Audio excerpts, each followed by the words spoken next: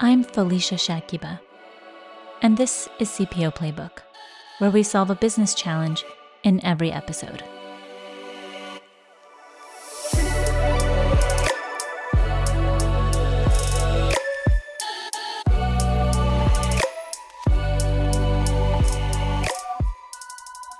BuzzFeed has come a long way since its early days, evolving from a fast-growing digital media startup to a publicly traded company with diverse teams across multiple cities and time zones. But with this growth comes a new set of challenges, specifically around achieving operational efficiency without sacrificing BuzzFeed's core values or the well-being of its people. Today, we're talking with BuzzFeed's Chief People Officer, Chandler Bondan, who's been at the forefront of tackling these issues. Chandler, welcome back. Thank you. I'm so excited to be here. Yeah, me too. I'm so glad that you have decided to be on a second episode of the CPO Playbook podcast. The first episode was fantastic. The richness of everything that you shared in your first episode was so amazing. So we're really excited to have you today as well. So Chandler, tell us about BuzzFeed's journey over the last few years. When did you start noticing a need for more operational efficiency? Sure. So over the last, I would say 5 years, BuzzFeed's gone through an evolution, and that's just given the nature of the industry that we're in. So we've really had to look at right sizing, not just the organization, but looking at ways to improve efficiency, process, collaboration, which also has its own challenges related to, remote work and during the pandemic, having to switch to a remote first type company. People ended up moving and doing these, personal sort of needs related to what was going on during that, unprecedented time. And now, flash forward, we're, on the other side of the pandemic in a lot of ways. And so now companies, including BuzzFeed, are figuring out ways to better connect with one another to make sure that we have the most efficient, organization that can reach our population. And so right now, I think the struggles that we've seen are what a lot of organizations are seeing and trying to figure out, okay, we were working remotely. Now, when we think about innovation and when we think about the next era of the organization, how can we do that in person in the markets where it makes sense and still have, our remote population feel connected? Yeah. And efficiency is a word we hear often, but it can mean different things across different industries. So how do you define efficiency at BuzzFeed, and what would be unique about your approach? Well, efficiency at BuzzFeed, I would say, means that we're able to create. So we're using a lot of different tools and resources in the AI space to make sure that we're able to create things in real time. We're obviously reporting on pop culture, on news events that are happening in the world. We're making content that needs to relate and make it relative to what's going on. Again, in the world that is constantly evolving.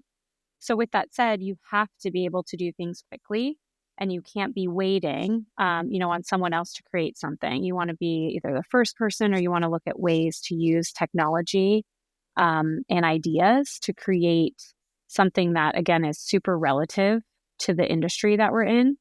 So the team has really had to take a step back and look at strategy, look at workforce, look at tools and resources, and make sure that we have the right leaders in place, that we have all of the different divisions across BuzzFeed operate effectively. So we have implemented a lot of different programs within the HR space from like a well-being perspective, because it's important for a person to be able to show up and be the best version of themselves. We've also had to implement other sort of technology and systems and softwares to make sure that people can connect. So when they're in the office, they have the opportunity to do that all together, but also remotely being able to be inclusive of people being in the conversation. So we've had to do a lot from the HR side as it relates, again, to workforce. What are we doing in our office spaces? So our workplace services and IT teams. And then how can we make sure that our remote employees can still be a part of the project and can make an impact and a difference?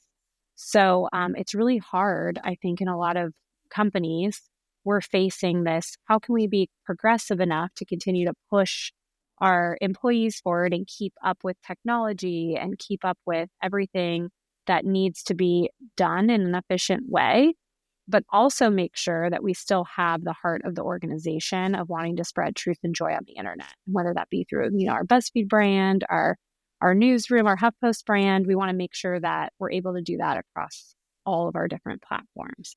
And it sounds like being efficient really takes a lot of different elements to create like a holistic strategy. There's not just one thing. It's not just technology or, just where people work. It's really about this cohesion of making everything work really well together in an efficient way. Is that fair? Right. Okay. Fair. Yeah.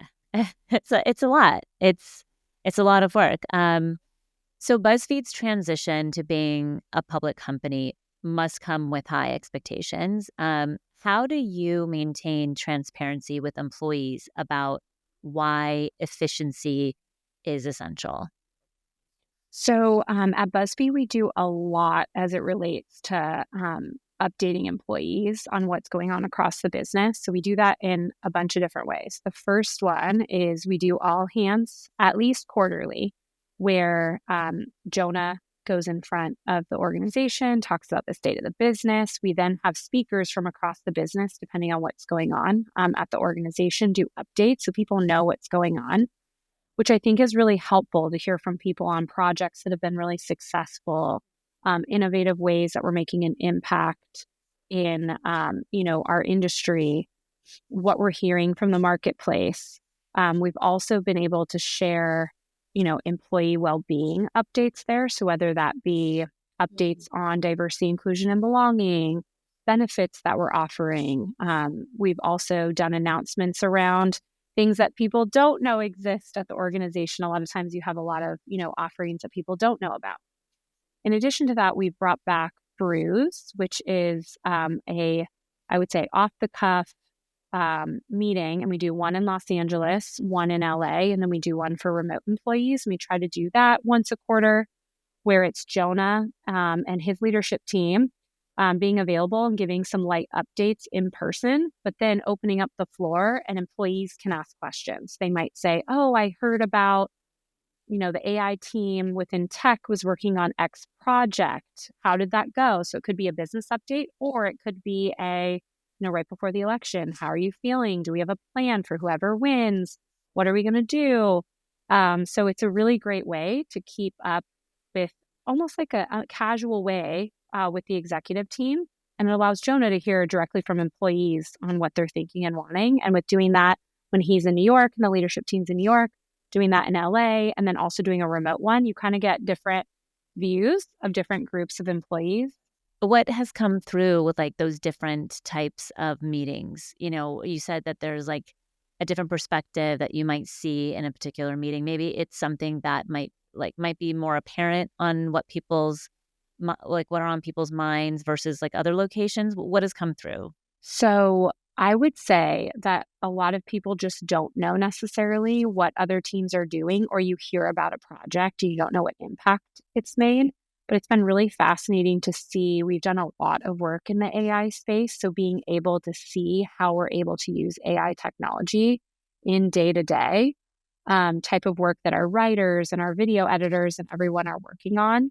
So it's fascinating to see, for example, when the Barbie movie was out, we had a quiz that you could take on what would be your Barbie dream. So that was really fun. We were able to play, on what was going on in the world and able to bring people in to really interact with our content and our brands. We've also been able to utilize AI we did like a Shrek filter so people could make their own Shrek characters, which was really, really fun. So we're trying to figure out ways for people to, again, have joy on the internet, be able to interact with our content in a fun way. It doesn't have to be very serious all the time. Being able to connect with other people on common interests is always a great way to build community, make people feel included in, what's going on in the world and, all of the different movies that are coming out and all of the different cultural elements that we try to represent. So that's been really nice. And then on the flip side of that, we obviously have the news team, and the news team does a lot of reporting on not just what's going on in the world and what's going on, in the government, but also looking at lifestyle and how people are living and what people want to be learning more about. And the HuffPost team has done a really great job of also creating content that's very relatable. So we have different podcasts that now exist that allow people to listen in and learn about. There's a really great podcast that's about ways that you can relate to what's going on in the world or things that you might not know. So one of them was on like tipping and how that works in the world. And people sent in questions about, do you need to tip if you're going to this type of event or this type of, you're hiring a certain type of tradesman to come in. So it was like a very, normal relative conversation. There were other holiday sort of tips that they were giving off of, you're going to someone's house for the holiday season. What should you think about? So again, we're trying to be able to spread truth and joy on the internet in the right way. So with looking at ways to get ideas when people are talking about that, whether that be in person or in a more, group setting that isn't being moderated, it allows people not just to talk to the executive team, but talk and get to hear from one another. We'll be right back. Back to the show. Yeah, that's impressive. I mean, the way that you look at kind of bringing all of those elements together, and I think that's something that I've always admired about you is that you're not afraid to think outside the box. I think you have a very creative side, and it's one of my favorite things, in this type of role is that you're dealing with people, and people come from all sorts of like walks of life, and they're all attuned in a different way and fashion. And we have the very big job of marrying science and art and in our role. And so I just think that your approach to problem solving is really fun and exciting. I can see why you're at BuzzFeed. I think it's hard too because, employees don't want to be micromanaged, right? There's a lot of autonomy that you can have in task management. So instead of micromanaging employees and how they're doing, like when you think of productivity, a lot of times people are thinking about how someone's doing it. Really, we should be empowering our employees to take ownership of their workflows. So you should be trusting your employees enough to organize their day and decide how they're going to tackle that work. But when you bring people together, at least to be able to share, collaborate, and think of the next big thing, that allows them to do that in maybe an in-person setting or in some sort of, group setting. But like day-to-day work, we don't want to be bogging people down with how they're doing things. We want to motivate them to want to be here and want to be productive. And when employees are engaged in their work, that's when they feel like they're trusted and empowered and they want to do the next big thing. Something really exciting that our tech team has been doing, and I believe part of our content team, is that we do sprints. So we bring in a group of people to solve a problem or to think of the next big thing. And they use that entire time, whether that be a week, a couple days, to actually build it. And what is it going to look like? What's the monetary need for that? What problem are we trying to solve? So it allows people kind of to take a step back from their day-to-day job and get to do something fun, like a passion project. So we've seen a lot of great success with that too. And at BuzzFeed, we really try to encourage innovation and creativity. Like productivity isn't about, completing a task. It's also about being creative about problem solving and innovation.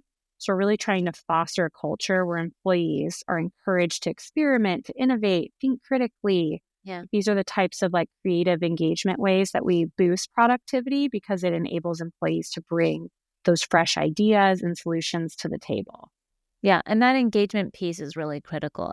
And kind of layering on it on top of efficiency as a whole, because efficiency can often mean organizational shifts, right? How do you keep employees on that engagement, high and motivated when there might be some organizational shifts in the name of efficiency? Well, we do our best to try and push people to know that the industry that we're in is ever changing, right? And in media and pop culture and news, everything changes on the dime. So you have to keep up with technology. You have to keep up with the pulse of our viewers and of our contributors. So we're trying to be as progressive as we can with employees and making sure that we hear from people. We do surveys. We obviously do a lot of in-person type of elements. We have HR business partners that have really embedded themselves within teams to be able to hear from people and answer questions live, so people aren't having to wait on responses. And I think that piece is very important, by the way. I think that is very critical to embed the HR business partner into the team. Yeah. I mean, I don't want to take away from what you just said, but I just feel like it's such a big point that you shared. Yes. And I mean, our HR business partner team has teams that they've supported for years. They have deep rooted relationships, not just with the leaders, but with employees on the team that have moved up within the organization. They know how each of those teams generate revenue. They know the work that those teams do. If you were to ask them what an employee, what their job is and what does that include, they can answer those questions on the fly. So we're so lucky to have people that the business trust, that I trust, that the leadership team can trust to help. So a lot of times when we do have a change, we will, empower HRBPs to be a part of the conversation because they know, okay, timing wise, this is when this team will have a lull. This is when these changes might make, more of an impact versus during busy season. So we have I feel like a very good view of the organization. Our leadership team also meets weekly, and we have deep rooted relationships, which is really great. And we have an agenda that gets sent out every week that everyone can add to. That's really helpful. We meet about 5 to 6 times a year together on longer stretches to be able to, go through quarterly earnings, be able to think about the next thing that we're going to try to accomplish, make sure that if we do have an issue, how are we going to solve it? And sometimes when you make changes, it's hard for people. We've made changes where, people want to talk and want us to hear about why they may be upset, right? Not everything's going to be rainbows and sunshine. So doing Really? They're discussion not? sessions or listening sessions is always helpful too. It sounds like a lot. It sounds like a big lift. So how do you prioritize, what decisions stay and what shifts, especially in the areas like creative content? Well, each year, each one of our leaders creates their strategy for the new year that has to align to a budget, which sounds so business-esque, but that's where it starts, right? And so last year at BuzzFeed, as we've said to the market, was our year of stability, and next year is our year for growth. So this year, our leaders really had to think about, how am I going to grow my business next year? How am I going to get more reader revenue? How am I going to get more engagement? What is the expectation around tools, resources, and needs that I need to make those things happen? And then what obviously are financial goals that we want to tell the market in the new year of what we're going to be doing. So that's the first piece. And once we have that piece, a lot of times Jonah then will build out, here's what the strategy is for the year. And in January, in our all hands as an organization, that's where it's shared out. If we're making any changes to the org, meaning, hey, this team isn't functioning great over here, so we're going to move it here. That's where we like to make a lot of those announcements. Do things happen outside of that? Of course. But that's how we try to set up our year in the right way.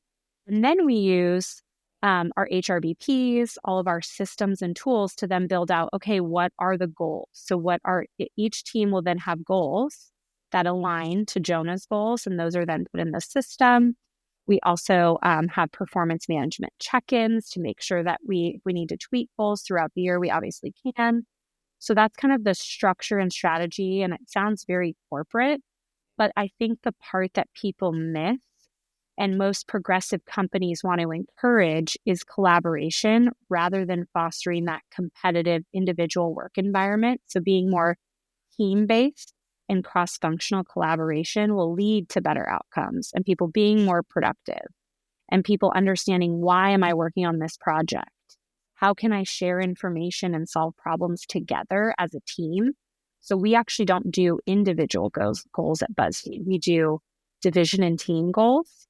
We do not set individual goals. So if me as a team, my team has HR goals, and then underneath that, there might be a group specific to total rewards. And then there would be a group specific to HRBP and employee relations and whatnot. But we don't do hi, I'm Chandler, here are Chandler's goals. We like to think of it as a way for everybody to be able to work together towards a goal, and everyone contributes to that in a different way. So when you think about performance reviews, people are writing how they contributed to the team or how they contributed to the organization to accomplish that goal for the year. So it's more about cross-functional collaboration, team-based projects to have better outcomes and to be more productive. So employees can share knowledge, solve problems together, and we're able to leverage a diverse skill set. Which is exactly how I would do it. You're talking about OKRs, right? Or Correct. no? Okay, yeah, just to make sure. It sounds very OKR-ish. Yes, we don't call them OKRs. Our organization, BuzzFeed obviously is corporate in some ways, but a lot of times, like our employee population, hears some corporate jargon and then their brain shut off. So a lot of times we use it more as we call them, organizational goals, division and team goals, just so that way it doesn't feel as heavy. We'll be right back. Back to the show. Which is, I think, a really intuitive, thought process, because I think a lot of people may not think about what they're calling them and that more, that speak. But I think at BuzzFeed, and what I've understood is that everything is very unique to BuzzFeed, even if it's just the name of the goals, or what you call them at the organization, which I think really drives like good, healthy culture, right? It's like at BuzzFeed, this is what we do. This is how we do it. This is the we behind it, right? That sense of belonging, I think, is really rich. It sounds like, and even the smallest things, just as how you name your learning and development, um, uh, strategy, or a learning and development. I think you called it manager dens. Yeah. Yeah, Yeah. the last episode, which I thought was brilliant, by the way, which is probably the only reason why I remembered it. But I just think that's so critical to, making sure that people have that sense of belonging and and culture, right? I want to go back to you mentioning the importance of a collaborative relationship, especially with your executive team. And I'm curious about the relationship with your CFO. What has been key in building that partnership, and how does it influence the way HR and finance make decisions together around efficient organizations? Sure. And I think if we went back to what we're doing now, the strategy sessions that each of the leaders are having has to align to the budget that we present to the board. So it's almost like, hey, this is what I need to be successful next year. This is what, I want for reinvestment. This is where I'm going to have savings. This is where I need more, incremental spend, whatever that is. A lot of those combos happen prior to the budget being approved. So I feel like you can get, a couple things checked off the box. Obviously, or off the list. I think other things for sure happen, but our finance team, our finance and accounting team, have very deep relationships with the HR team because most of us have been working together for a while. And so Matt, who is our CFO, and I meet regularly to go through, hey, here from a workforce perspective is what we're seeing. Here are the roles and the headcount tracking that we're doing. So we have one tracker that both of us use in the system within Workday where we're tracking headcount. So we're able to know, okay, here are the roles we have open. Here are the roles that are upcoming. Where do leaders want to invest as it relates to workforce? We also know what all the division's goals are. So we know for our sales team, we know what the direct sold goals are. For our commerce team, we know what their goals are. So if for some reason they're not hitting where they need to be, because we get a weekly update in our executive team meeting, I'm able to have that conversation with that leader to say, hey, I heard in the meeting you're struggling with X, Y, and Z. Is there anything that we can do to help, bring in some talent? Are there any issues that you're seeing from a performance perspective on your team? Do you have any roadblocks related to people, related to systems, related to, facilities and getting teams together, whatever that looks like. So it's, I think, having open dialogue, knowing what budgets are, and being very connected to the outcome or to the output of the organization, which is really hard to do sometimes.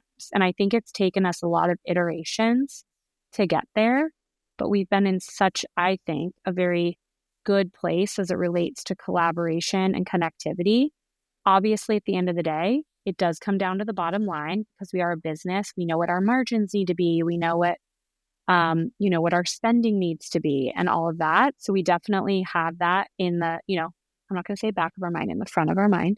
But we also try as best as we can to make sure that we're supporting each group. I was going to say that I think that your approach is so brilliant because like a lot of times, if you are too siloed as a CPO and you have your own agenda of what people, of how you see like the people function moving, it's detrimental, right? Unless you're collaborating and being in the moment, coming out of a meeting and speaking to a leader and understanding what their goals are and things like that, you're more likely to be able to shift and be adaptable in order to meet the team, the leader, and the business where it's at, and be more valuable as a function, right?